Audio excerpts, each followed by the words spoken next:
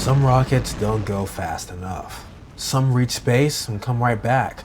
Some stay there, and some never come back at all. So how fast is fast enough to reach space? It turns out it depends on what you mean by space. And the difference, way more extreme than you think. But before we can determine how fast we need to go to get into space, we need to know when space even begins. So when does space begin? The Karman Line, the internationally recognized boundary that separates the Earth from space. It's defined as 100 kilometers or 62 miles above sea level. But how fast does it take to get there? You're going to need a minimum speed of around 2,000 miles per hour if you want to break past the Karman Line. Now, the rockets I build and fly don't fly anywhere near that fast. Yet. But I mean, to be fair, most non-governmental, non-commercial rockets never break past the Karman Line because it's frankly impossible. It just costs too much and it's too technically challenging. Except it's not. It's only ever been done twice, once by an amateur group in 2004 and most recently by the University of Southern California Rocket Propulsion Lab students in 2019 and then again in 2024. It's a massive achievement, but in order to go even higher, you have to go even faster. And the next domain, suborbit, demands it. Now, suborbit, as the name implies, is below orbit. When you're in orbit, you're circling the entire planet. When you're below orbit, you're not circling the entire planet, which means you're coming back down, right? Now, technically, as a Karman Line is basically the edge of space, passing that already puts you into suborbital flight. So as we already discussed, you'll need a speed of about 2,000 miles per hour in order to reach suborbit. But speeds of up to 4,000 miles per hour can get you up there as well. And the craziest thing about living in 2025 is that it's actually kind of common now for people to go to suborbit. That is, of course, if you're rich, you're famous, or you have the right connections. Okay, right? So let's say you have $1 million, 100 million followers, or you have Jeff Bezos on speed dial. If that is you, then you can get on board a Blue Origin New Shepard flight, get on board like a plane, and fly up to a max speed of around 2,240 miles per hour. Once you're well past the Karman Line and the engine is cut off, you'll experience weightlessness. And looking out your window, you'll be able to witness a partial view of the greatest view in the entire universe. Our planet. You'll only be able to see this though for about 3 to 4 minutes, after which you have to strap back in your seatbelt and hurl back down to the earth. Total time from launch to landing is going to be about 11 minutes. Virgin Galactic also had a program like this, but it's since been shelved, but should start up again in 2026. Theirs was pretty cool, to admit.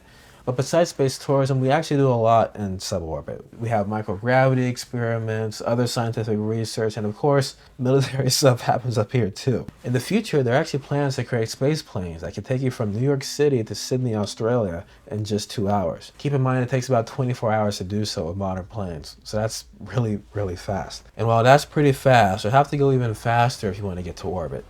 A lot faster. Now, we already know what orbit is. That's when you're circling the Earth. And most of our rocket activities actually take place up here, like sending things up to the International Space Station, deploying satellites like SpaceX does with Starlink, deploying space data centers like StarCloud just recently did, etc., etc., etc., so on and so forth. But as I've alluded to get up here, you have to go really, really fast. But here's a common misconception people have about getting to orbit. Getting into orbit isn't just about getting up high enough. It's about getting up high enough and moving horizontally fast enough so that once you cut off the engines, you can essentially fall but never hit the Earth. Orbit. This is the reason most rockets you see launch curve as they go up. But yes, how fast is this? It's 17,500 miles per hour, or 28,000 kilometers per hour. To put that into perspective, most commercial airliners top out at around 600 miles per hour.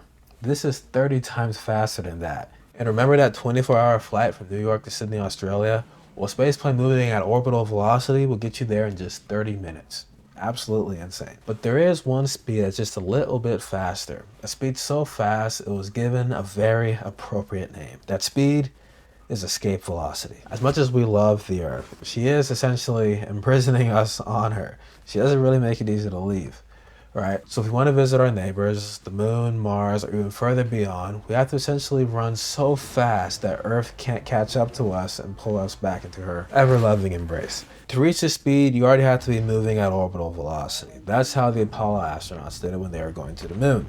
They launched, curved eastward, past the Karman Line, accelerated towards orbital velocity, and then further accelerated even faster to escape velocity, which is, get this, 25,000 miles per hour. An absolutely insanely fast, ridiculous speed that gets you away from the Earth. So how fast is fast enough to reach space? Well, it depends on what part of space you want to get to. Past the Karman Line and enter a suborbit, you're looking at 2,000 to 4,000 miles per hour. To reach orbit, you got to go orbital velocity, 17,500 miles per hour. And to go even further beyond into deep space, you have to go 25,000 miles per hour. Now, my rockets don't go anywhere near that fast. They still go pretty fast. So if you want to see the fastest thing I can build right now, check out this video right here.